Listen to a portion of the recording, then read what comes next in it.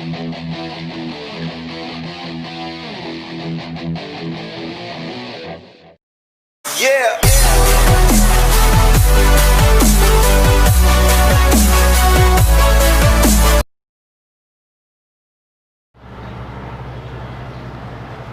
नमस्कार दोस्तों, मैं जगदीश परियार आप सभी का हार्दिक स्वागत करता हूं आपके अपने YouTube channel Sarvodaya education hub में। और एक बार फिर हाजिर हूं आपके सामने एक और नया सेशन लेके। तो देखो, अपने कर रहे थे रक्त परिसंचरण तंत्र, यानी अपना जो मॉर्निंग का सेशन है उसके अंदर अपनी रहती है बायोलॉजी की क्लास। और बायोलॉजी की क्लास के अंदर अपने स्टार्ट किया था रक्त परिसंचरण तंत्र। तो इसके अपने 6 पार्ट कंप्लीट कर लिए थे। आज अपने करेंगे इसका पार्ट नंबर 7। तो देखो, इससे पहले जो अपने 6 नंबर पार्ट किया था उसके अंदर अपने ब्लड के बारे में किया था, रक्त के बारे में किया था कि रक्त क्या होता है, उत्पत्ति किससे होती है और रक्त का निर्माण किससे होता है, रक्त की मात्रा कितनी होती है, रक्त की प्रकृति क्या होती है और रक्त का संगठन क्या होता है। तो संगठन के अंतर्गत अपने कर रहे थे प्लाज्मा के बारे में। तो प्लाज्मा के अंदर अपने कुछ किया था और उसी को अपने आगे बढ़ाते हैं। तो अपना आज का जो सेशन रहेगा वो रहेगा प्लाज्मा पे। रक्त का जो संगठन है उसमें प्लाज्मा और रक्त कणिकाएं ये मिलकर रक्त का निर्माण करती है। प्लाज्मा जो होती है ये बनाती है कुल रक्त का 55% भाग और रक्त कणिका जो होती है ये बनाती है कुल रक्त का 45% भाग। अब देखो, जो प्लाज्मा है, प्लाज्मा रक्त का एक अजीवित तरल भाग मानी गई है और जबकि जो रक्त कणिकाएं होती है वो क्या होती है, रक्त का जीवित ठोस भाग होती है। तो प्लाज्मा के अंदर अपने कर लिया था कि प्लाज्मा में 92% तक जल होता है, 8% इसमें कार्बनिक और अकार्बनिक पदार्थ पाए जाते हैं। फिर अपने किया था कि प्लाज्मा का जो रंग होता है वो कैसा होता है, हल्का पीला होता है। किसके कारण होता है, यूरोबिलिनोजन के कारण होता है। तो यूरोबिलिनोजन का निर्माण किससे होता है, लास्ट में अपने उसके बारे में किया था। अब देखो, अब अपने करेंगे कि प्लाज्मा के अंदर अकार्बनिक पदार्थ कौन कौन से पाए जाते हैं। तो इसमें याद रखेंगे अपने अकार्बनिक पदार्थ।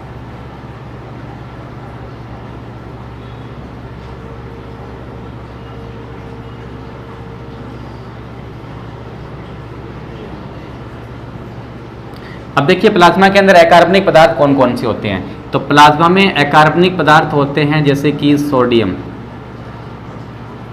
ये Na+ के रूप में पाया जाता है।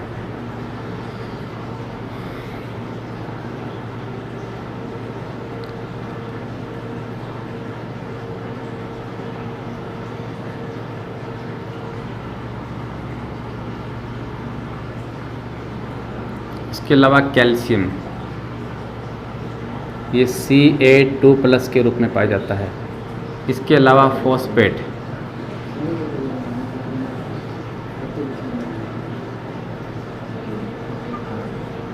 इसके अलावा सल्फेट,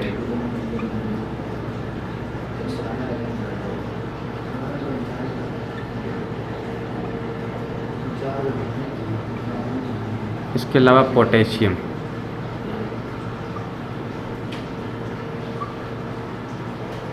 अपने कहते हैं कि जो प्लाज्मा होती है उसमें अकार्बनिक पदार्थ के रूप में क्या पाए जाते हैं। तो अकार्बनिक पदार्थ के रूप में sodium, chloride, calcium, phosphate, sulphate और क्या पाए जाते हैं, पोटेशियम पाया जाता है। फिर देखो कि ये तो है इसके अंदर अकार्बनिक पदार्थ के रूप में आयन। फिर बात आती है कि इसके अंदर लवण कौन कौन से पाए जाते हैं प्लाज्मा के अंदर। तो देखो, इसमें लवण कौन कौन से होंगे। लवणों में इसमें होता है सोडियम क्लोराइड, जो रक्त का एक सामान्य लवण होता है। तो कौन सा होगा, सोडियम क्लोराइड। इसको अपन लिखते हैं NaCl से। और इसी सोडियम क्लोराइड के कारण ही रक्त का जो स्वाद होता है वो कैसा होता है, नमकीन होता है। फिर इसमें आएगा पोटेशियम क्लोराइड, फिर आ जाएगा इसमें पोटेशियम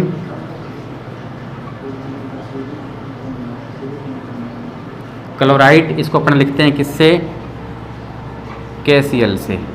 इसके अलावा इसमें आएगा सोडियम बाइकार्बोनेट,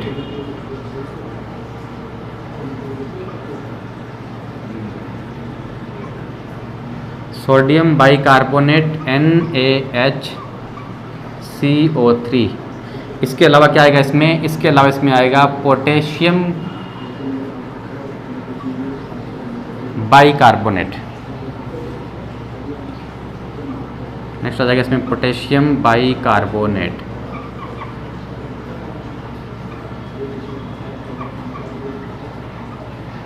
यानी रकत में आयन के रूप में कौन कौन से होते हैं? सोडियम Na+ के रूप में होता है, क्लोराइड Cl- के रूप में होता है, कैल्शियम Ca2+ के रूप में होता है, फॉस्फेट PO4 3- के रूप में होता है, सल्फेट SO4- के रूप में होता है और पोटेशियम K+ के रूप में पाया जाता है। फिर देखो लवण कौन कौन से होते हैं? सोडियम क्लोराइड होता है, पोटेशियम क्लोराइड होता है, सोडियम बाइकार्बोनेट होता है और पोटेशियम बाइकार्बोनेट पाया जाता है। इसके अलावा बात आती है गैसों की कि प्लाज्मा में गैसें कौन कौन सी पाई जाती है। तो प्लाज्मा के अंदर जो गैसें पाई जाती है उसमें देखो, उसमें आती है CO2, इसके अलावा इसमें आती है ऑक्सीजन, इसके अलावा इसमें आती है नाइट्रोजन। ये गैस जो होती है प्लाज्मा के अंदर किस अवस्था में होती है?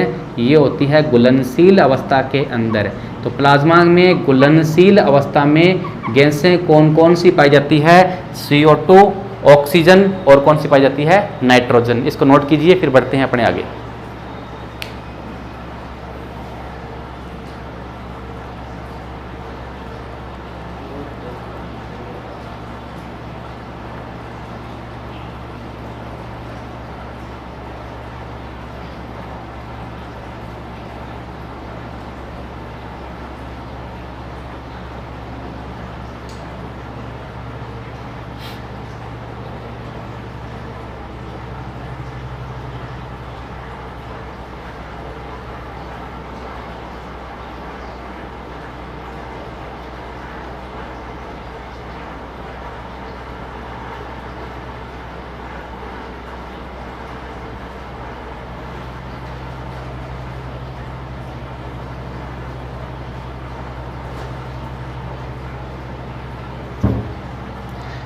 अब ये तो है अकार्बनिक पदार्थ। अब बात आती है कि प्लाज्मा के अंदर कार्बनिक पदार्थ कौन कौन से पाए जाते हैं।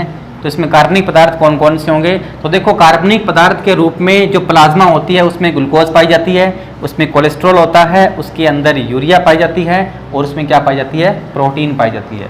कार्बनिक पदार्थ का मतलब कि वे पदार्थ जो कार्बन से मिलकर बने हो क्या कहलाते हैं? कार्बनिक पदार्थ कहलाते हैं। तो प्लाज्मा के कार्बनिक पदार्थ कौन कौन से होते हैं, अब अपने उसके बारे में लिखेंगे यहाँ पे। कार्बनिक पदार्थ,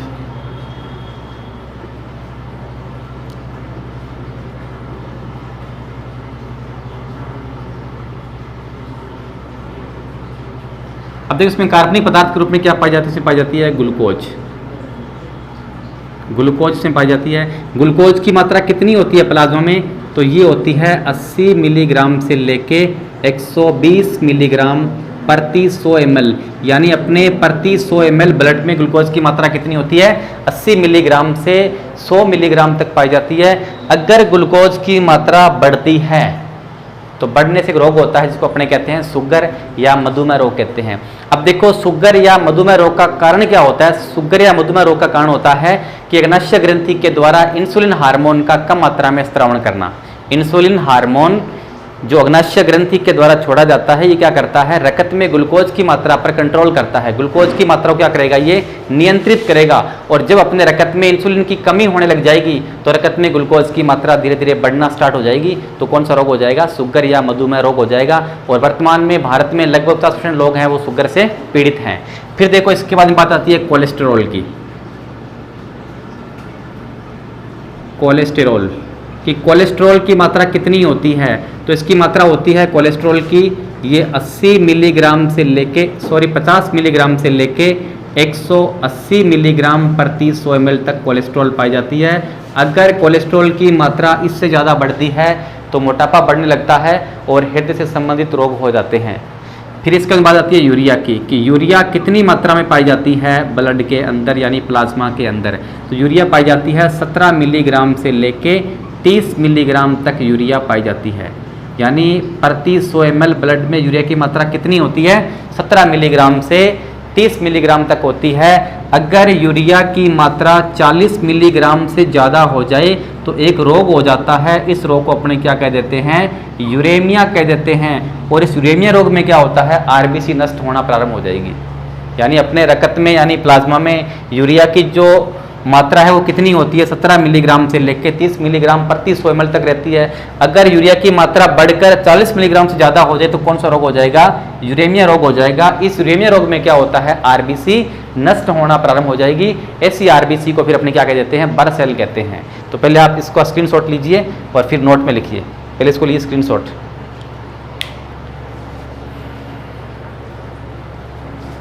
और फिर लगाइए आगे आप नोट,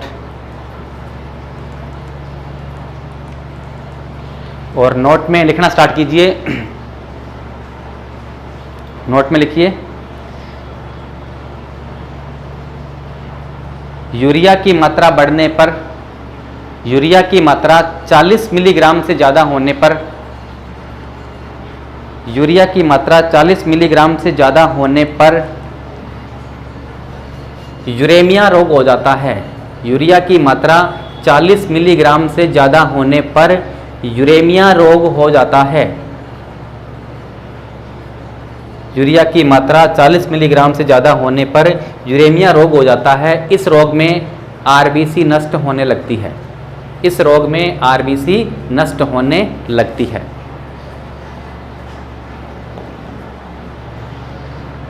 अब देखो इसी कार्बनिक पदार्थ के अंदर और क्या पाई जाती है, तो और पाई जाती है इसमें प्रोटीन।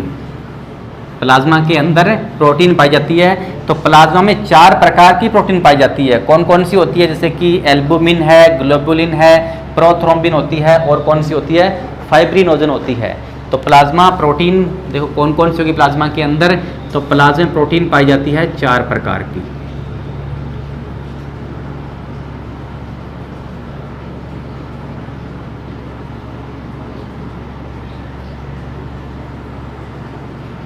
कौन कौन सी प्रोटीन होती है इसमें, देखो सबसे पहले लिखेंगे अपने एल्ब्यूमिन,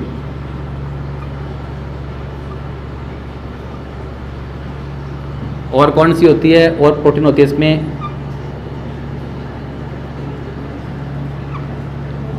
ग्लोबुलिन, और कौन सी होती है, तो और होती है इसमें प्रोथ्रोम्बिन,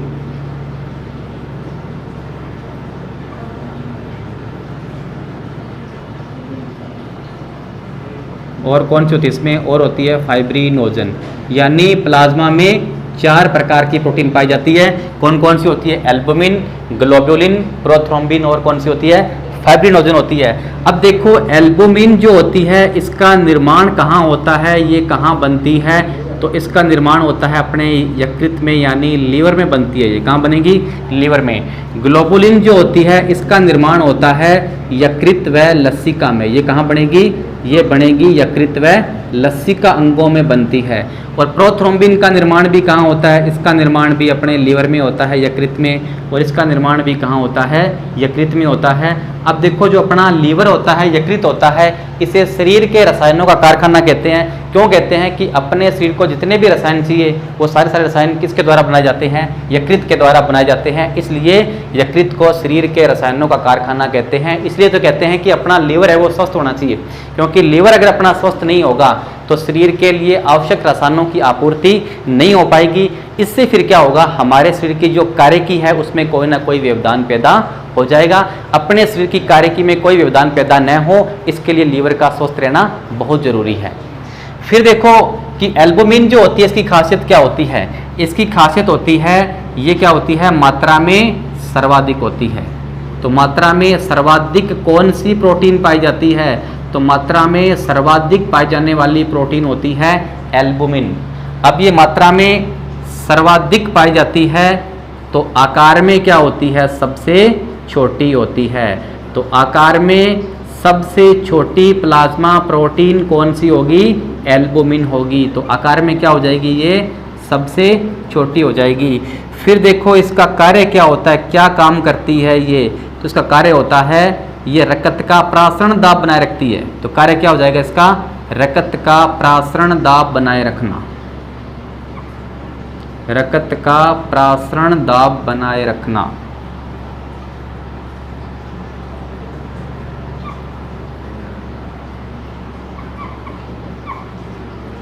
ऑस्मेटिक प्रेशर यानी प्रासरण दाब बनाने का काम कौन करेगी, ये काम करेगी एल्बुमिन। अब देखो ग्लोबुलिन जो होती है इसकी खासियत होती है कि ये 3 प्रकार की होती है। इनको अपने 3 भागों में बांट सकते हैं। ये होती है 3 प्रकार की। अब इसके 3 प्रकार कौन कौन से होंगे, तो इसमें देखो सबसे पहला जो प्रकार होगा वो होगा इसका, इसे अपने बोलेंगे अल्फा ग्लोबुलिन। अल्फा ग्लोबुलिन, ये अल्फा ग्लोबुलिन जो होती है ये क्या करती है, ये करती है कॉपर का परिवहन। यानी इसके द्वारा किसका परिवहन होता है, इसके द्वारा होता है कॉपर का परिवहन। फिर देखो दूसरी कौन सी आती है, तो दूसरी आती है इसके अंदर, इसे अपने कहते हैं बीटा ग्लोबुलिन, जो क्या करती है, ये आयरन का परिवहन करती है। ये परिवहन करेगी आयरन का। फिर इसके बाद में नंबर 3 पर कौन सी आती है, तो नंबर 3 पर जो आएगी वो आएगी गामा ग्लोबुलिन। अब गामा ग्लोबुलिन जो होती है इसको एक नाम और दिया गया, इसे इम्यूनोग्लोबुलिन भी कहते हैं। किस नाम से जानते हैं, इसे कहते हैं इम्यूनोग्लोबुलिन।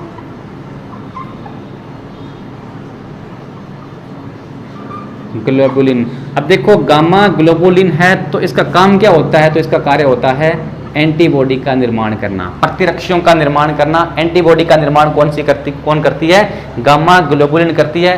पटवारी भर्ती परीक्षा 2015 में इससे संबंधित प्रश्न ये पूछा गया था कि अल्फा ग्लोबुलिन का कार्य क्या होता है, प्रतिरक्षियों का निर्माण करना। तो काम क्या करेगी ये काम करती है प्रतिरक्षियों का निर्माण करना, प्रतिरक्षियों का निर्माण। ये तो बात आ गई ग्लोबुलिन की। अब देखो प्रोथ्रोम्बिन और जो फाइब्रिनोजन होती है इनका काम क्या होता है, तो इनका काम होता है रकत का थक्का बनाना।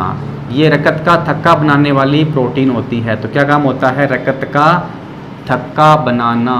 तो रकत का जो थक्का बनता है वो किसके द्वारा बनता है, रकत का थक्का बनता है प्रोथ्रोम्बिन और फाइब्रिनोजन के द्वारा।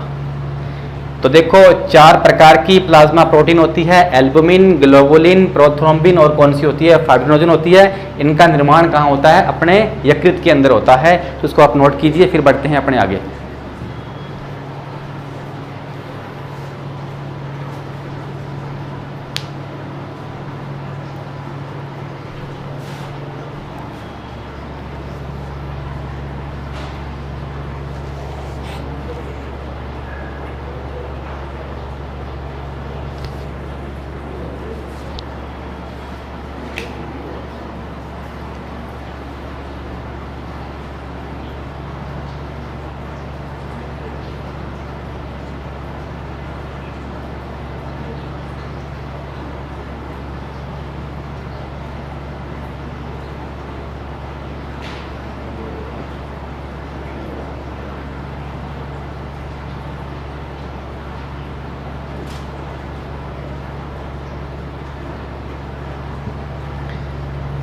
अब देखो ये तो थी प्लाज्मा।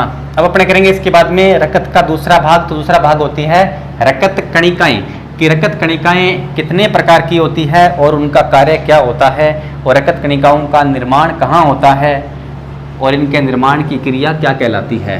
तो रकत कणिकाओं के बारे में करेंगे, ब्लड कार्पल्स या रकत कणिका।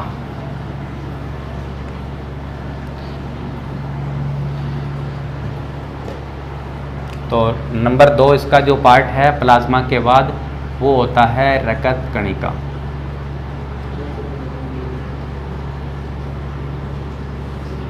इसे कहते हैं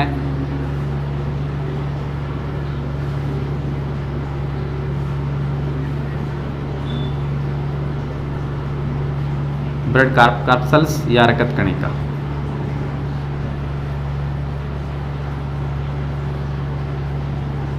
अब देखो रकत कणिका या ब्लड कार्पल्स जो होती है, रकत कणिका को अपने रकत कणिका क्यों कहते हैं, रकत कोशिका क्यों नहीं कहते। तो देखो इनको अपने रकत कणिका इसलिए कहते हैं कि कोई भी कोशिका होती है उसको अपने कोशिका कब मानेंगे, कोशिका उसे तब मानेंगे जब उसमें विभाजन की क्षमता हो। यानी जब कोशिका में विभाजन की क्षमता होगी, जब कोशिका आगे विभाजित होगी तो इसे अपने क्या मानेंगे, वास्तविक कोशिका मानेंगे। और जिनमें विभाजन की क्षमता नहीं होती उसको अपने कोशिका नहीं मानते। अब बात आती है कि जो आरबीसी होती है, आरबीसी में केंद्रक नहीं पाया जाता। अब केंद्रक नहीं पाया जाता तो केंद्रक की अनुस्थिति के आधार पर हम ये डिफाइन नहीं कर सकते कि ये वास्तविक कोशिका है या अवास्तविक कोशिका है। कोई कोशिका वास्तविक होगी या अवास्तविक होगी, इसका जो निर्धारण होता है वो उसकी विभाजन क्षमता के आधार पर होता है। अप्रोक्रेटिक कोशिका होती है, उसको अपने कोशिका कहते हैं, जबकि उसके अंदर केंद्रक नहीं पाया जाता या आभासी केंद्रक होता है इसके अंदर, तो वो कोशिका नहीं होनी चाहिए अपने हिसाब से तो, लेकिन उसमें विभाजन की क्षमता होती है, इस कारण से क्या माना गया है, कोशिका माना गया है। तो कोई भी कोशिका जो होती है उसमें क्या होती है, विभाजन की क्षमता होती है।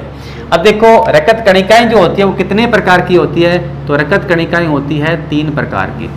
कितने प्रकार की होती है रकत कणिका, 3 प्रकार की होती है। 3 प्रकार की कौन कौन सी होती है, देखो इसमें एक तो होती है आरबीसी, एक होती है डब्ल्यूबीसी और एक क्या होती है, प्लेटलेट्स होती है। तो अपने सबसे पहले करेंगे आरबीसी के बारे में। तो सबसे पहले देखेंगे अपने आरबीसी, रेड ब्लड कार्पल्स, या इसको अपने कह देते हैं लाल रक्त कणिका, या अपने इसको कह देते हैं इरिथ्रोसाइट। क्या नाम दिया गया इसे, इरिथ्रोसाइट कहते हैं, या इसको एक नाम और देते हैं, इसे अपने रक्ताणु भी कहते हैं। तो इसके ये नाम भी आपको पता होना चाहिए कि इरिथ्रोसाइट किसे कहते हैं, इरिथ्रोसाइट कहते हैं आरबीसी को। आरबीसी को इरिथ्रोसाइट क्यों कहते हैं, क्योंकि इरिथ्रो एक रंजक है, एक वर्णक है जो लाल रंग का होता है, इस कारण इसको कहते हैं इरिथ्रोसाइट। अब देखो आरबीसी जो होती है वो क्या करती है, अपने रक्त को लाल रंग प्रदान करने का काम करती है, इस कारण से अपने कहते हैं लाल रक्त कणिका, इरिथ्रोसाइट या रक्ताणु। अब आरबीसी अगर अपने बात करें तो सबसे पहली बात आती है कि केंद्रक अनुपस्थित, कि आरबीसी के अंदर केंद्रक नहीं पाया जाता, इसमें केंद्रक होता है अनुपस्थित। अब आरबीसी में केंद्रक नहीं पाया जाता, फिर देखो कि आरबीसी के अंदर केंद्रक नहीं होता तो इसमें विभाजन की क्षमता भी नहीं होती, इस कारण एक ऐसी कोशिका हो जाएगी, अवास्तविक या आभासी कोशिका हो जाएगी। इसी कारण अपने आरबीसी को कोशिका न कह के क्या कहते हैं, एक कणिका कहते हैं। फिर बात आती है इसके आकार को लेके कि आरबीसी का आकार क्या होता है, किस आकार की होती है आरबीसी, तो आकार होता है इसका उभयावतल। कैसा होगा इसका आकार, उभयावतल, या अपने कह सकते हैं बायोकनकेव इसका आकार होता है आरबीसी का। अब आरबीसी का आकार उभयावतल क्यों होता है, तो देखो 2 रीजन होते हैं कि एक तो आरबीसी में, वयस्क आरबीसी में केंद्रक नहीं पाया जाता, दूसरा इसका आकार उभयावतल है। इसके पीछे सबसे बड़ा कारण ये होता है कि आरबीसी का आकार उभयावतल होने के कारण इसके पृष्ठ का क्षेत्रफल बढ़ जाता है ताकि इसमें अधिक मात्रा में हीमोग्लोबिन समा सके। आरबीसी के एक अणु में हीमोग्लोबिन के 26.5 करोड़ अणु पाए जाते हैं, यानी एक आरबीसी के अणु में हीमोग्लोबिन के 26.5 करोड़ अणु पाए जाते हैं। तो इसमें हीमोग्लोबिन अधिक से अधिक मात्रा में आए, इस कारण आरबीसी का आकार क्या होगा, उभयावतल होगा और केंद्रक नहीं पाया जाता। अब देखो कुछ जंतु ऐसे होते हैं जिनकी आरबीसी में केंद्रक पाया जाता है, वो कौन कौन से हैं, जैसे कि ऊंट है, ऊंट की आरबीसी में केंद्रक होता है, जैसे कि लामा है, लामा की आरबीसी में केंद्रक होता है, जैसे कि जिराफ है, तो जिराफ की आरबीसी में केंद्रक होता है। तो ये 3 जंतु हैं जिनकी आरबीसी में केंद्रक पाया जाता है, वो कौन कौन से हैं, ऊंट, लामा, जिराफ। बाकी स्तनधारियों की आरबीसी में केंद्रक नहीं पाया जाता। जब आरबीसी का निर्माण होता है तो निर्माण के दौरान इसमें केंद्रक होता है, लेकिन जैसे ही आरबीसी वयस्क अवस्था में परिवर्तित होती है तो इसमें से केंद्रक अनुपस्थित हो जाता है। फिर बात आती है कि जंतु जगत की सबसे बड़ी आरबीसी किसमें पाई जाती है, तो जंतु जगत की सबसे बड़ी आरबीसी पाई जाती है एम्फीबिया वर्ग में। किसमें पाई जाती है, एम्फीबिया वर्ग में। एम्फीबिया वर्ग का एक जंतु है जिसका नाम है एम्फीयूमा, एम्फीयूम्बा। इस एम्फीयूम्बा जंतु के अंदर जंतु जगत की सबसे बड़ी आरबीसी पाई जाती है। फिर देखो जंतु जगत की सबसे छोटी आरबीसी किसमें होती है, तो जंतु जगत की सबसे छोटी आरबीसी किसमें होती है, तो ये होती है स्तनधारियों में। स्तनधारियों में जंतु जगत की सबसे छोटी आरबीसी पाई जाती है। अगर अपने स्तनधारियों की बात करें कि स्तनधारियों में सबसे बड़ी आरबीसी किसमें होती है, तो स्तनधारियों में सबसे बड़ी आरबीसी पाई जाती है हाथी में। हाथी की आरबीसी स्तनधारियों में सबसे बड़ी होती है।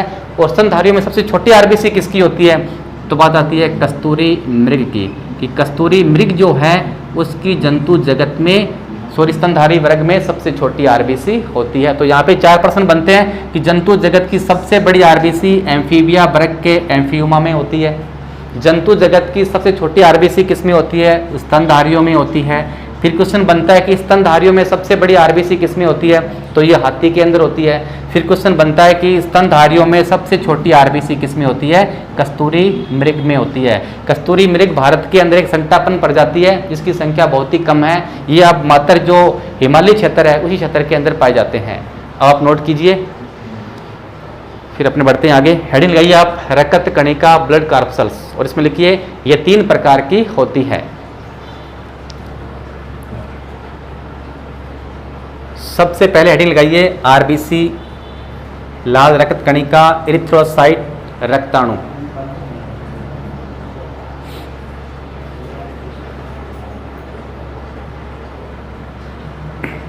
और इसमें लिखिए इसमें केंद्रक अनुपस्थित होता है। इसमें केंद्रक अनुपस्थित होता है। इसमें केंद्रक अनुपस्थित होता है। नीचे लिखिए अपवाद। नीचे लिखिए अपवाद ऊंट, लामा व जिराफ। अपवाद में लिखिए ऊंट, लामा व जिराफ। ऊंट, लामा व जिराफ।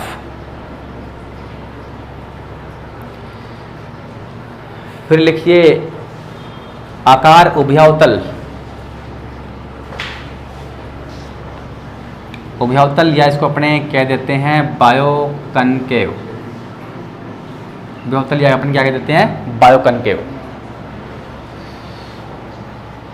फिर नेक्स्ट लिखिए जंतु जगत की सबसे बड़ी आरबीसी। जंतु जगत की सबसे बड़ी आरबीसी। आगे लिखिए एम्फीबिया वर्ग के एम्फीयुम्बा में। एम्फीबिया वर्ग के एम्फीयुम्बा में।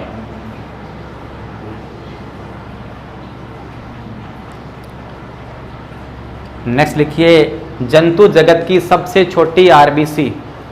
जंतु जगत की सबसे छोटी आरबीसी स्तनधारियों में। मैमल्स यानी स्तनधारियों में जंतु जगत की सबसे छोटी आरबीसी पाई जाती है स्तनधारियों में। नेक्स्ट लिखिए स्तनधारियों में सबसे बड़ी आरबीसी।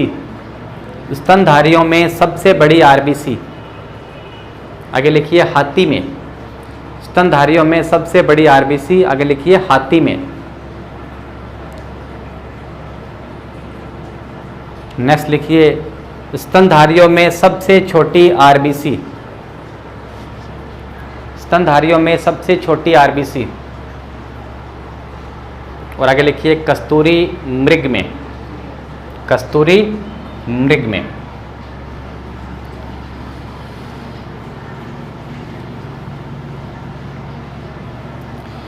अब बताती है आरबीसी की संख्या की कि आरबीसी की संख्या पुरुष और महिला में कितनी कितनी होती है।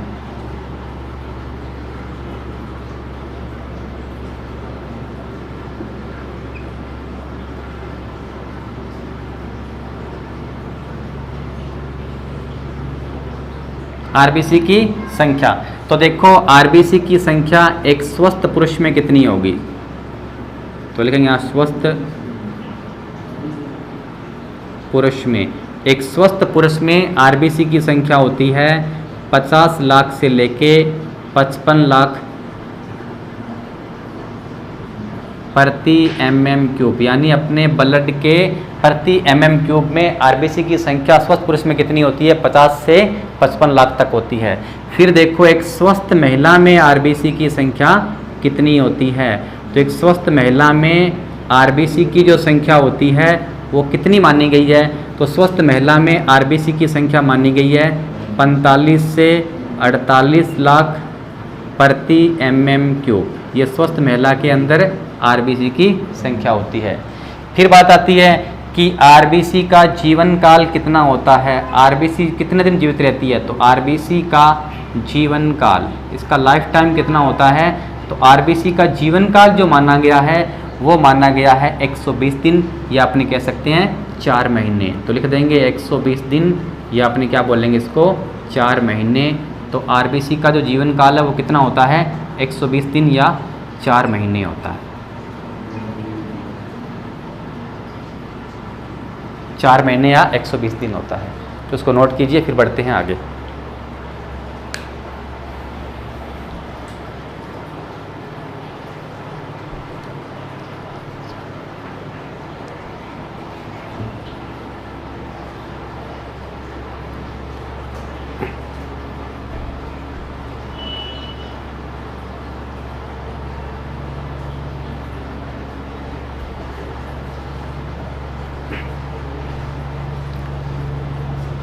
तो आज के सेशन को देते हैं अपने यहीं विराम और मिलते हैं कल एक नए सेशन के साथ। जय हिंद, जय भारत।